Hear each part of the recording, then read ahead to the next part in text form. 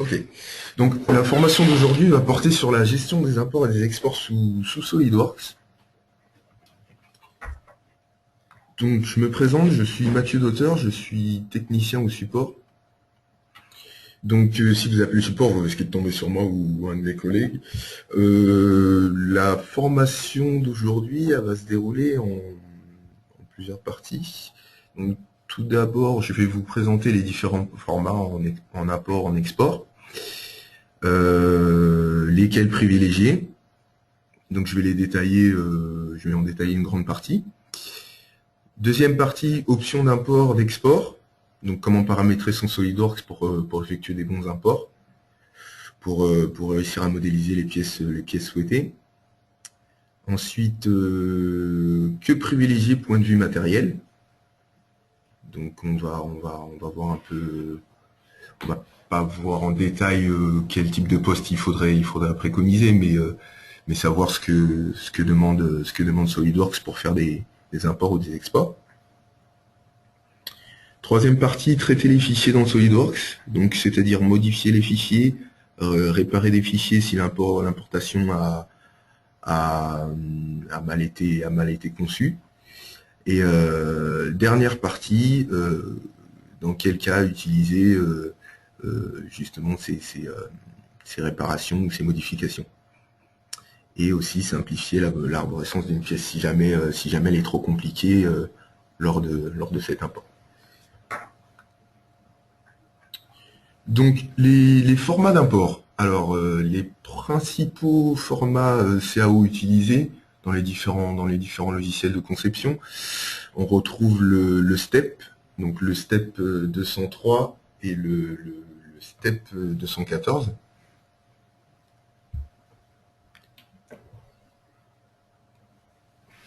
Donc le STEP 203 en fait il va contenir toutes les informations d'un step, c'est-à-dire du volumique. Et le step 214, ça va être exactement la même chose, sauf en plus tout ce qui est apparence, couleur, ça va être ajouté aux informations de la pièce. Ensuite, le parasolide. Alors le parasolide, c'est un format natif de SolidWorks, donc c'est le format le plus utilisé pour transférer des fichiers des différentes versions de SolidWorks. Vraiment, n'hésitez pas à l'utiliser. Ça va être un des formats qui respecte le mieux les géométries des pièces. Donc les formats IGES, IFC, SAT. Alors IFC, ça va être des fichiers de bâtiments. Ça va être des fichiers qui sont utilisés pour de l'architecture. Ça va regrouper en fait plusieurs données. Par exemple, les données du bureau d'études, les données de l'architecte, et former un ensemble de fichiers qui peut être utilisé. On peut tout de même importer dans d'autres formats, les formats concurrents, donc format AutoCAD, format Inventor, donc ça nécessite un Inventor ou un Inventor View au minimum. Format CATIA nécessite un complément, DataKit, par exemple, ou le complément intégré dans SolidWorks même. Je vous parlerai un peu de DataKit plus tard dans la formation. C'est un complément que notre société vend et qui ouvre plutôt bien les fichiers de type CATIA. CATIA, ProI, SolidEdge, des formats concurrents. Donc qui demandent des ressources, pas plus que le complément SolidWorks, mais qui ouvre nettement mieux les pièces. Format concurrent ProI aussi, donc ça récupère l'arborescence. Rhino, SolidEdge et Unigraphics. Alors, vous avez aussi la liste en fait dans SolidWorks directement, donc celle-là je peux vous la montrer.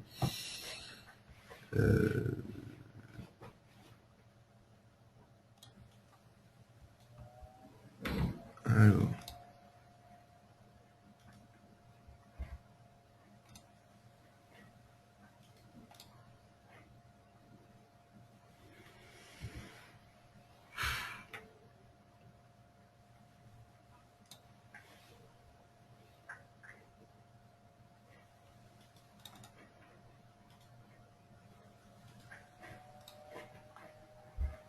Ok. Alors, j'ai un petit souci.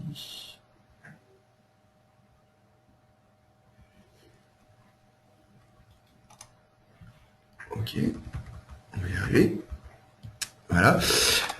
Donc, ouverture de fichier type.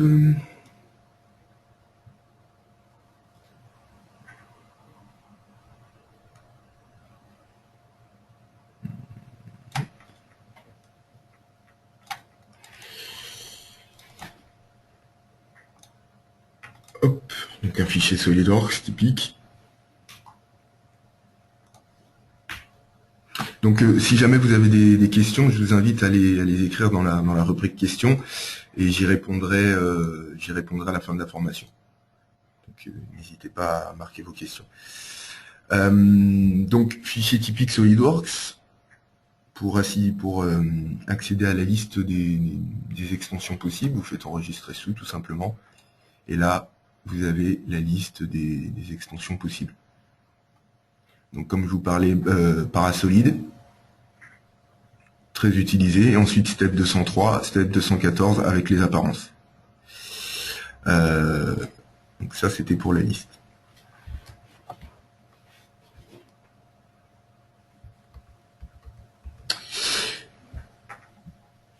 Donc format d'import. Alors les formats d'import, les autres formats d'import plutôt, vous avez le format image du coup.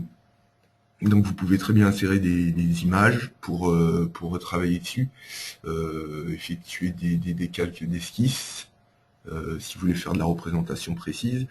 Adobe Illustrator, bon, nécessite Illustrator logiquement. Katia Graphics, 4K, IDF, VDA, tous ces fichiers en fait, ça va vous permettre donc pour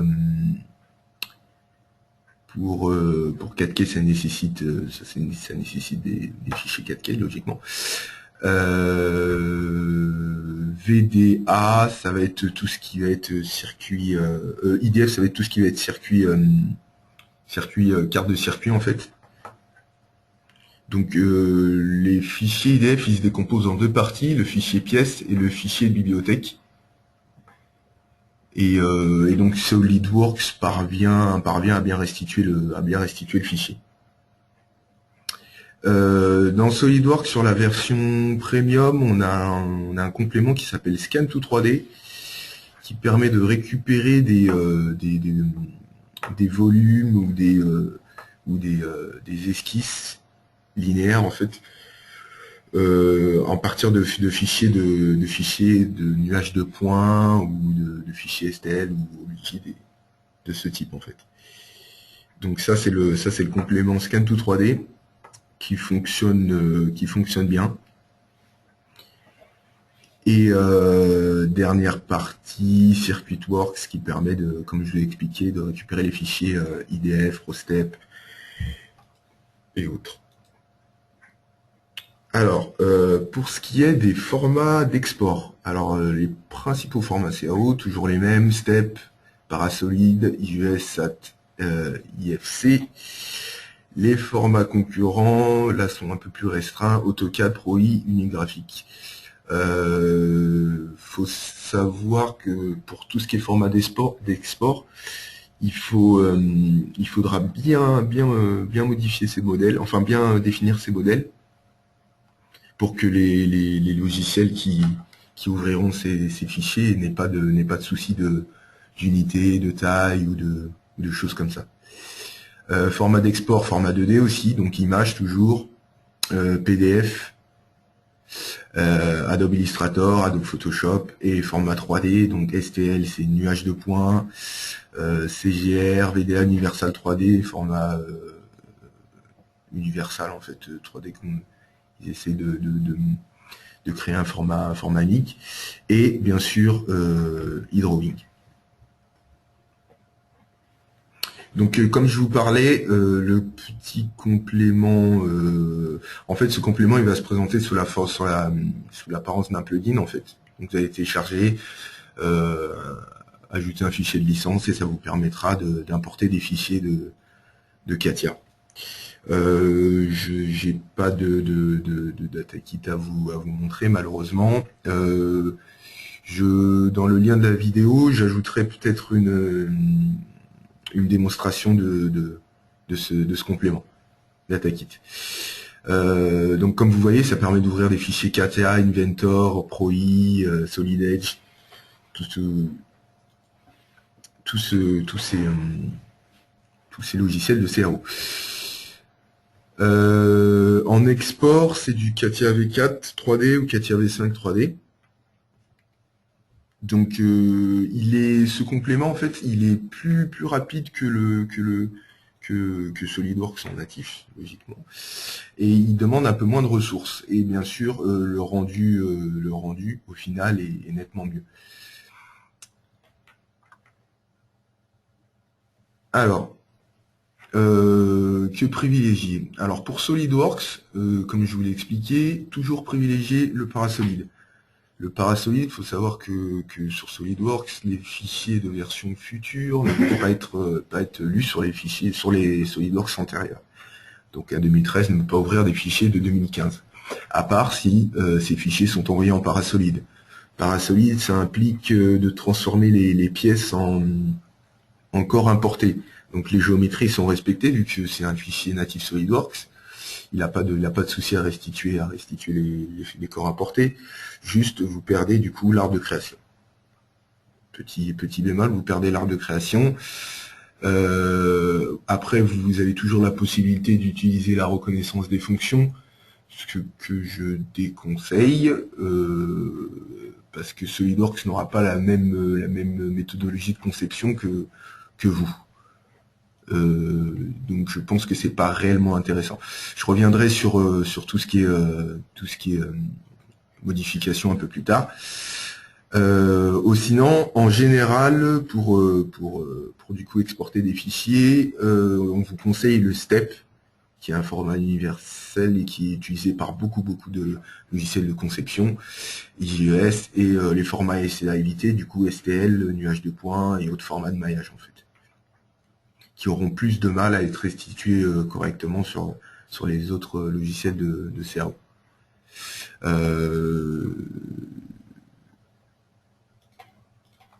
Donc paramétrer son SolidWorks. Alors pour paramétrer, quand je parle de paramétrer son SolidWorks, je vois plus définir les unités, les options de système qui doivent être bien définies pour pas que votre fichier importé arrive dans la mauvaise échelle ou respecte pas les demandes que vous en attendiez en fait. Donc bien définir ces modèles de pièces, ces modèles d'assemblage, parce qu'une fois importé, il se transforme en pièces SolidWorks, et si vos modèles de pièces ou modèles d'assemblage sont mal définis, la pièce au final sera mal définie elle-même. Donc bien vérifier ces options, si toutes les options ont été bien définies et si elles correspondent à ce que vous voulez. Paramétrer le SolidWorks. Alors quand je dis paramétrer le SolidWorks, toujours pareil, là ça va être les options d'import en fait. L'import, quand vous importez des pièces venant d'autres logiciels de conception, ce n'est pas simplement cliquer sur la pièce et faire ouvrir. En fait, il y a certaines options à définir pour que la pièce soit représentée de manière optimale. Donc, tout d'abord, on va définir en fait ce qu'on veut, tout simplement une entité surfacique ou volumique. Donc volumique, essayez de former un volume tout simplement. Si vous cochez surface cousue, il va vous créer tout simplement des surfaces cousues. Et il va essayer de former une pièce en volumique.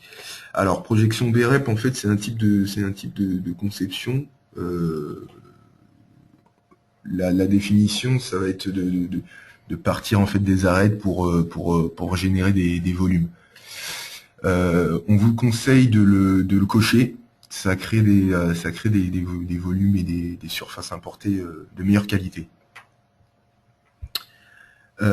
Toujours vérifier ce menu d'options en fait, d'options d'import. Alors ce menu d'options d'import, il se trouve où? Je vais vous le montrer.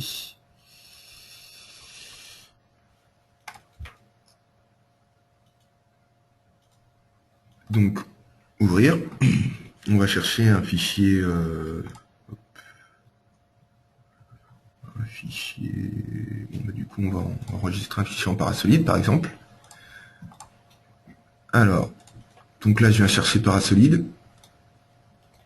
Je le positionne dans mon dossier. D'accord. Je vais décaler ça. Alors, ouvrir. On vient chercher notre fichier parasolide. Donc là, on doit se mettre sur le type de fichier qu'on recherche. Donc là, parasolide. Options. Et là, on retrouve en fait nos options d'import directement dans la fenêtre ouvrir. Donc on fait options. On tombe sur la fenêtre des options d'import. Donc entité surfacique volumique, là on va essayer de former des volumes. Donc étant donné que la pièce est plutôt simple, il sera pas tenté d'utiliser du surfacique. Même si je lui demande surface cousue, il va créer des surfaces cousues et il va directement former un volume. C'est vrai que si je mets ne pas coudre, il va me créer tout un volume en surfacique. Donc là, essayer de former un volume, projection BREP. Donc point libre, entité de courbe, importer en tant qu'esquisse. Donc là, il va essayer de former une esquisse 2D ou importer en tant que courbe 3D. Donc importer les corps multiples en tant que pièces, comme son nom l'indique. Si vous sélectionnez ça, il va tenter si vous désélectionnez, pardon, il va créer plusieurs pièces pour plusieurs corps. Alors, effectuer une vérification complète de l'entité et réparer les erreurs. Il va lancer le diagnostic d'import et en fait, il va détecter s'il y a des erreurs, par exemple des discontinuités ou des erreurs sur les surfaces et il va essayer de les réparer directement. Personnaliser la tolérance de la courbe. Alors ça c'est important. De base, SolidWorks a une tolérance très basse. Donc ça peut générer des erreurs lors de l'import en fait. Donc toujours personnaliser la tolérance de la courbe et laisser celle appliquée. Ensuite, unité spécifique au fichier. Donc c'est l'unité qui a été enregistrée dans le logiciel d'export. Et pour IGES, montrer les calques. Pour les steps, projeter les données de configuration. Donc là, il va inclure dans les données géométriques les données de configuration. Et pour Unigraphics, il importe directement des corps outils qui pourront être utilisés. Ok. Donc on va ouvrir notre fichier. Donc là, vous voyez, il me demande, voulez-vous exécuter le diagnostic d'import sur cette pièce? Donc le diagnostic d'import, je vais mettre oui. Donc là, il me met le message, il ne reste plus de phase défectueuse ou de discontinuité dans la géométrie. Donc ça veut dire que ma pièce n'a pas d'erreur. Et là, comme je vous expliquais, vous avez voulez-vous poursuivre la reconnaissance de fonction. Donc là, il y a une petite erreur d'affichage. Normalement, c'est voulez-vous poursuivre la reconnaissance de fonction. Si vous faites oui, en fait, il va tenter de réutiliser, grâce au Future Manager, de réutiliser les fonctions de SolidWorks. Donc, en fin de formation, je lancerai une reconnaissance de fonction pour vous montrer, ce que SolidWorks peut concevoir. Pendant que je répondrai aux questions, je lancerai ça en fond et vous pourrez voir l'arbre de création qu'il va créer. Donc là, je mets non. Donc là, il m'a créé mon volume. Hop, j'affiche les arêtes, il m'a créé mon volume. Donc mon volume, c'est exactement le même que le fichier pièce de SolidWorks. Vous voyez, il est parti sur quelque chose en surfacique. Donc là, ça se voit que c'est du surfacique. Il a cousu toutes les surfaces et il a créé son volume. Et ça apparaît dans l'arbre de création comme un corps importé. Donc sur ce corps importé, ce que vous pouvez faire, c'est vous pouvez remodéliser derrière, c'est-à-dire vous pouvez appliquer des fonctions typiques de SolidWorks, usiner comme bon vous semble, ça redevient une pièce SolidWorks. Vous pouvez fusionner les corps comme vous le souhaitez.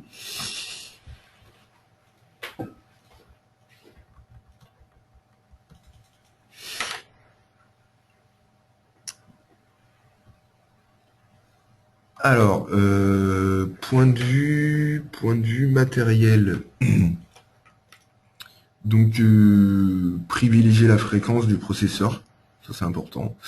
Ça nécessite une bonne quantité de RAM. Tout ce qui est import de gros assemblages ou de gros fichiers, ça sollicite beaucoup le PC. Et ça demande souvent du temps. Après, quand c'est des pièces simples, ça va plutôt vite. Quand c'est des assemblages, ça peut demander un petit peu de temps. Donc prévoir les lancer en fin de journée ou sur les temps de pause, que ça travaille en temps masqué. Parce qu'effectivement, ça peut ralentir votre PC, ça peut vous empêcher de travailler.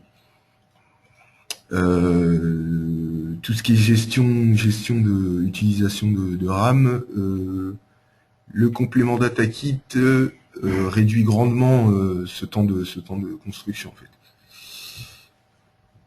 Donc c'est vraiment un bon complément qu'il faut pas hésiter à utiliser.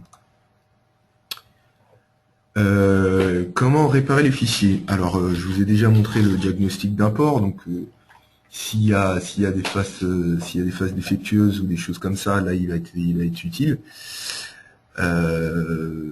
Sur les assemblages, il est proposé à l'ouverture, mais plus par la suite. Donc il faut pas hésiter à le faire. Effectivement, ça nécessite du temps et des ressources. Ou sinon, vous avez la manière manuelle du coup, tout simplement. Mais il faut effectivement avoir des notions de surface. Il faut déjà avoir conçu des pièces avec du surfacique pour connaître les fonctions et pour savoir comment modéliser cette pièce. Donc le surfacique pire ennemi, meilleur allié. C'est le surfacique, ça va être utile pour représenter des pièces complexes. Des pièces qui seront difficilement, voire impossibles à modéliser sur du volumique basique, en utilisant les fonctions les plus simples de SolidWorks.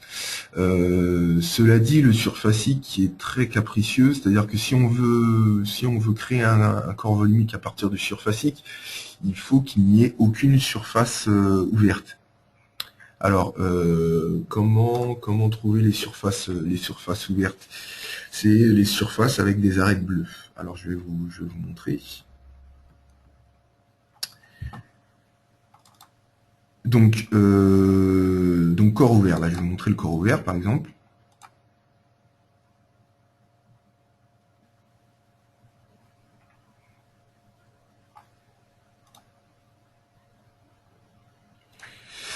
Hop.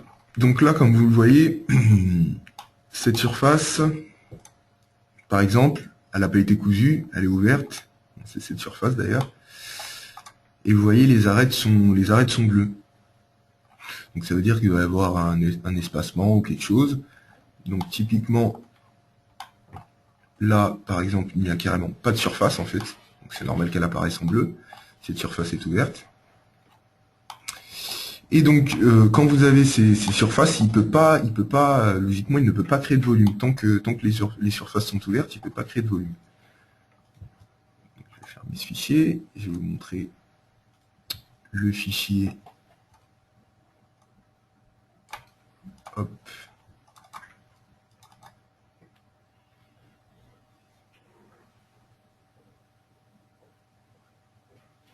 Hop. Surface cousue. Donc là, vous voyez, j'ai tout simplement séparé la pièce en deux. Donc on a deux surfaces, mais elles ne sont pas cousues.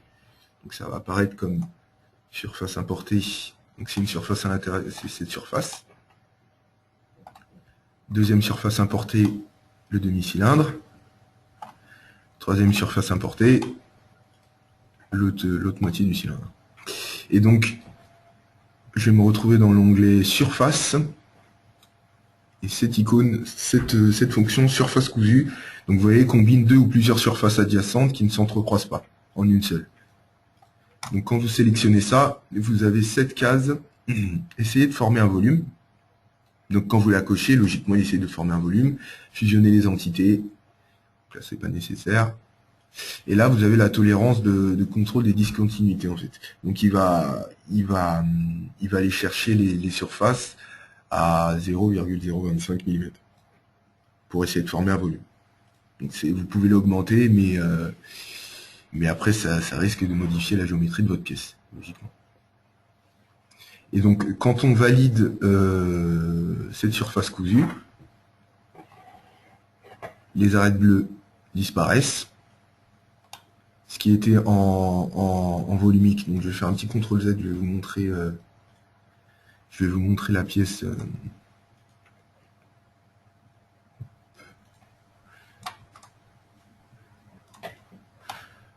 Donc voilà, il m'a créé quelque chose en surfacique là.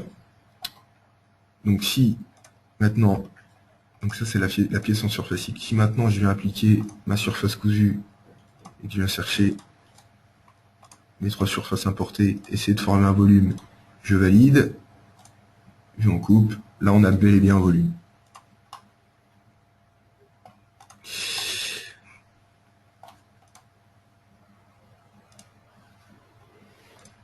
Alors, les outils de surfacique, donc voilà, donc les outils de surfacique épaissir.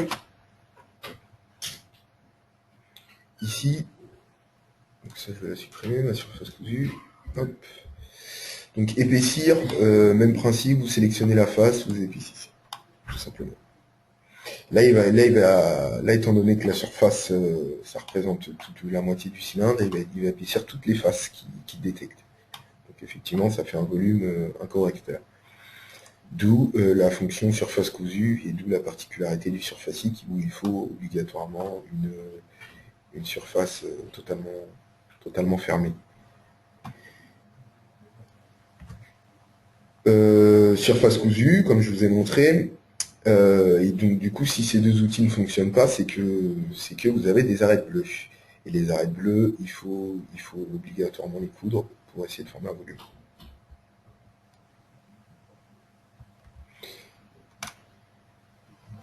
Alors, comment réparer des fichiers? Donc, si c'est des pièces de bibliothèque, les simplifier au maximum. Dans le contrat de maintenance, vous avez droit à la modélisation en fait de pièces de bibliothèque. Nous, quand on modélise des pièces de bibliothèque pour des clients, du coup, on va les simplifier au maximum. Donc là, typiquement sur l'image, le logo SEW, pardon, excusez-moi, on le supprime. Il n'a pas d'importance fonctionnelle et il demande plus de ressources. Il faut savoir que tout ce qui est gravure, répétition, ça demande énormément de ressources. Donc c'est pas nécessaire de le représenter. Typiquement, si je dois représenter un climatiseur, je vais pas représenter la grille. Ou alors je vais la représenter de manière schématique en fait. Principal outil, supprimer la face. Supprimer la face, ça permet d'usiner directement. Vous allez utiliser supprimer la face ou déplacer la face. Je vais vous montrer. Donc par exemple pas sur ce fichier. On va prendre un fichier en step. On va prendre...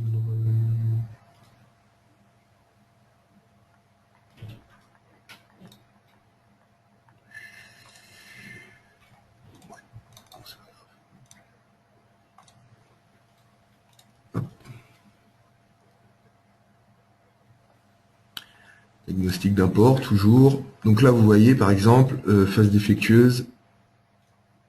Donc là, vous faites essayer de tout réparer.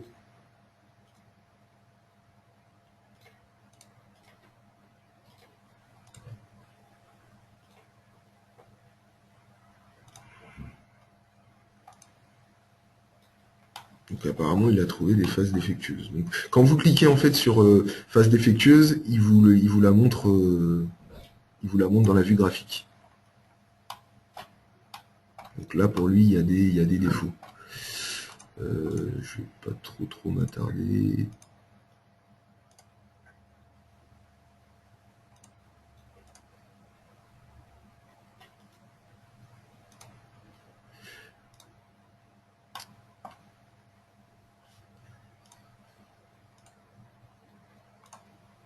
plutôt, hop.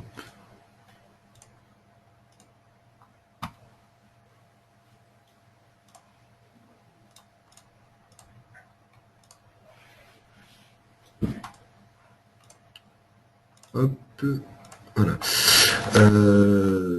Donc la fonction déplacer la face, donc ça va être dans insertion, face, déplacer. Donc déplacer la face, logiquement il la déplace, supprimer il la supprime et remplacer il la remplace. Donc déplacer la face, c'est tout simple. Vous définissez la distance. Donc là, ça va être, on va peut-être pas mettre 20 parce que du coup, ça ne passera pas. Ou alors, vous pouvez utiliser directement le... Donc là, celle-là, logiquement, il ne vaudra pas.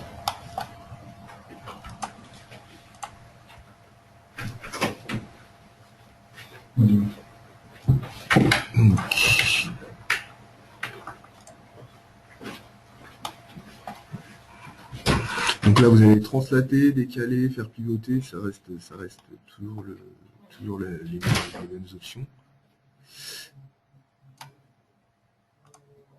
Hop, tout simplement.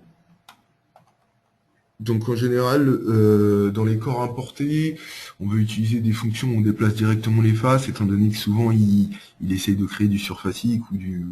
Si c'est du volumique, vous pouvez retravailler dessus normalement. Si c'est du surfacique, utilisez déplacer la face, et ça fonctionne très bien. Donc ensuite,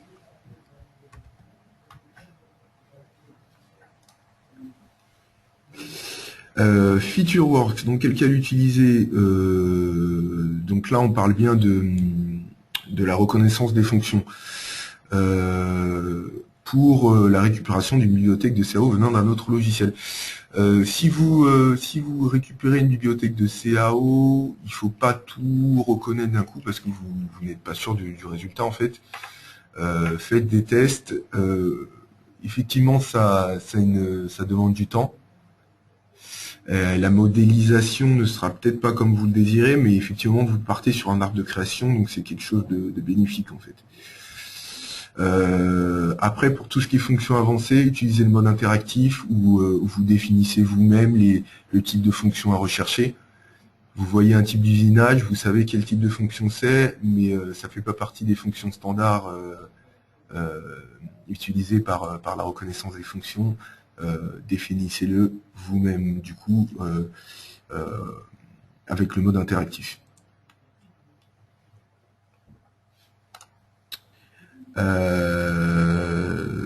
Donc édition directe en rajoutant des fonctions, donc vous pouvez très bien retravailler sur les pièces une fois qu'elles apparaissent encore importées.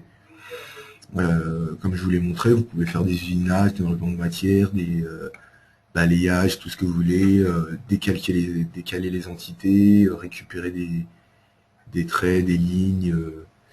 Vous pouvez juste pas rééditer la fonction vu que c'est encore importé. Comme je vous ai montré, utiliser déplacer la face. Pour les pièces légères, il n'y a pas de temps de reconstruction, donc c'est facile à mettre à jour. Dès que ça paraît encore importé, c'est logiquement moins lourd que qu'une fonction, qu'une pièce avec un arbre de création de 20 ou 25 fonctions en fait. Pour voir le temps typiquement pour voir le temps, hop, vous avez le temps de reconstruction là, par exemple surface cousue, surface importée, temps de reconstruction 0.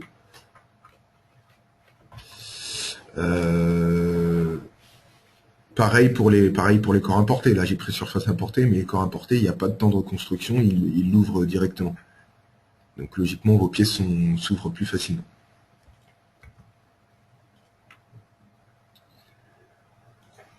Dans quel cas utiliser la conversion de fichiers? Donc import-export avec un autre logiciel, envoi de documents à un client, sous-traitant XT. Donc si vous voulez envoyer des documents, mais vous ne souhaitez pas que la personne qui les reçoive voit l'arbre de création, tout simplement, ou simplification des pièces de bibliothèque, Ça implique de ne pas pouvoir, en fait, si, on peut toujours modifier la pièce, mais c'est plus compliqué de la modifier quand c'est un corps importé. Donc ça uniformise la bibliothèque. Donc c'est nettement mieux. Et alléger ces modèles. Donc la pièce est moins lourde. Si vous l'insérez dans un autre assemblage, l'assemblage sera moins lourd aussi. Donc c'est vraiment intéressant. Les bonnes adresses. Alors les bonnes adresses, c'est 3D Content Central. Donc je pense que vous devez plus ou moins connaître à peu près tous les sites qui sont présentés. 3D Content Central, Tracepart, GrabCAD, Cadenas et les sites fabricants. Du moment qu'ils vous proposent un type d'extension supporté par SolidWorks, vous pouvez l'ouvrir sans souci. C'est surtout est-ce que ça a été bien modélisé, est-ce que ça a été bien exporté. Donc est-ce que sur leur logiciel ils ont bien défini les échelles, les choses comme ça. Sinon vous ne rencontrerez pas de soucis pour ouvrir ces pièces.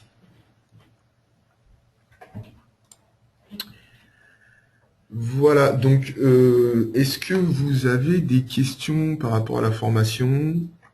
Alors déjà, je vois qu'il y a une question qui a été posée. Quels logiciels peuvent ou ne peuvent pas être ouverts par le XT que j'utilise beaucoup?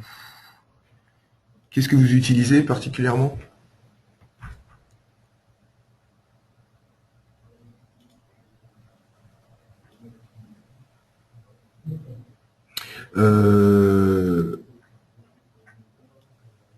Et vous utilisez...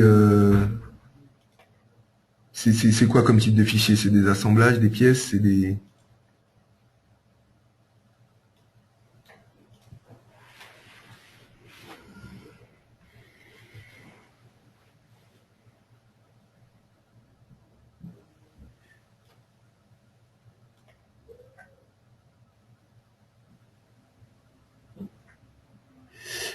Après, les logiciels qui peuvent ouvrir le Parasolid,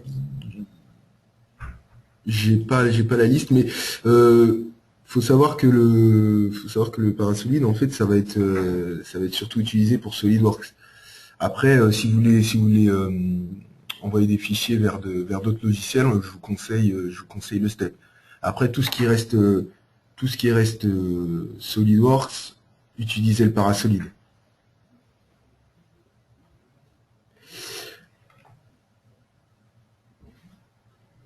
Alors, comment réparer un DXF qui aurait des contours ouverts ou des traits qui s'entrecroisent pour faire des extrusions? Alors, votre DXF, en fait, vous pouvez le réparer de deux manières. Donc, le réparer soit dans la vue graphique, avec les différentes fonctions, ou soit vérifier si, comme je vous dis, les paramètres d'export sont corrects, en fait. Parce que des traits qui s'entrecroisent ou des contours ouverts, c'est qu'il y a sans doute un problème d'échelle, à mon avis. Alors, peut-on importer plusieurs pièces au format step ou Parasolid dans un assemblage? Alors, si vous enregistrez dans un format assemblage, donc si votre assemblage est enregistré au format step, ça va apparaître comme plusieurs corps importés sans aucune contrainte entre eux. D'accord? Cela dit, vous avez toujours la possibilité d'enregistrer votre assemblage en tant que pièce. Ça va créer un bloc, et ce bloc l'enregistrer en tant que Parasolid. Et là, ça fait un seul corps fixe.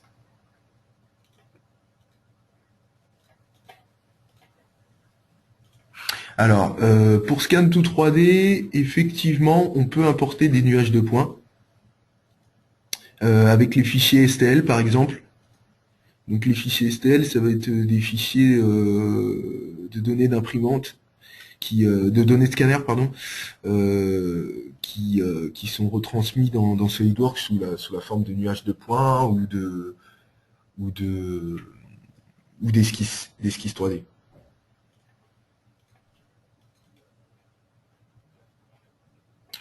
Et donc le XT, oui, seulement pour des échanges de SolidWorks à SolidWorks.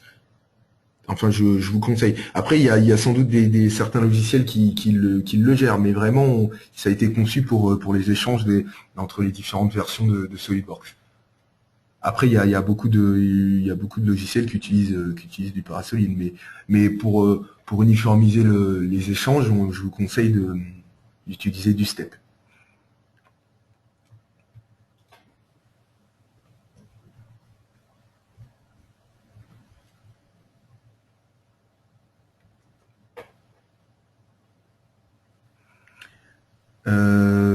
On va pouvoir faire des simulations à partir du moment que le fichier STEP. Alors, la question c'était est-ce qu'on peut faire des simulations sur des fichiers STEP?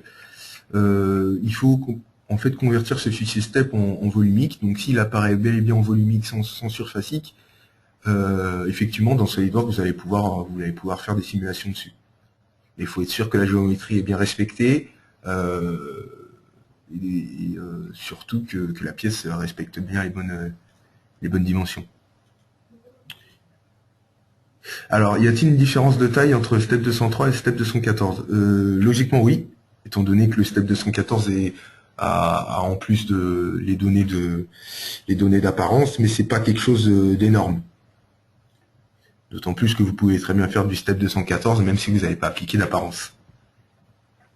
C'est juste que le STEP 214, il va récupérer ces informations. S'il n'y en a pas, la taille ne varie pas.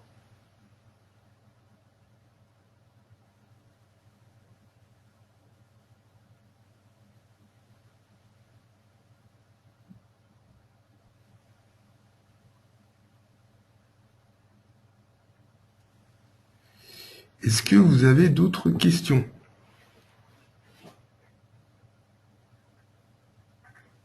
Alors, pour revoir la présentation, elle sera disponible sur le guide 3D et sur la chaîne YouTube d'Avenao, enfin du guide 3D. Donc vous aurez le lien sur le guide 3D et le lien YouTube qui vous permettra de regarder la vidéo comme bon vous soit.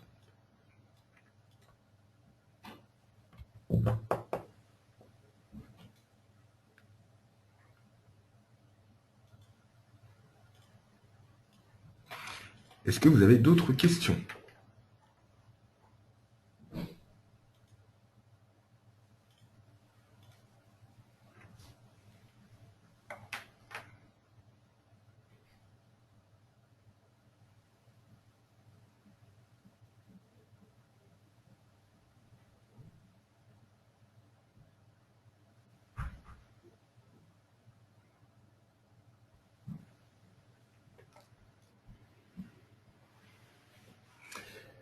Très bien, si vous avez plus de questions, je vous souhaite un bon appétit et une bonne continuation, et ce sera tout. Au revoir.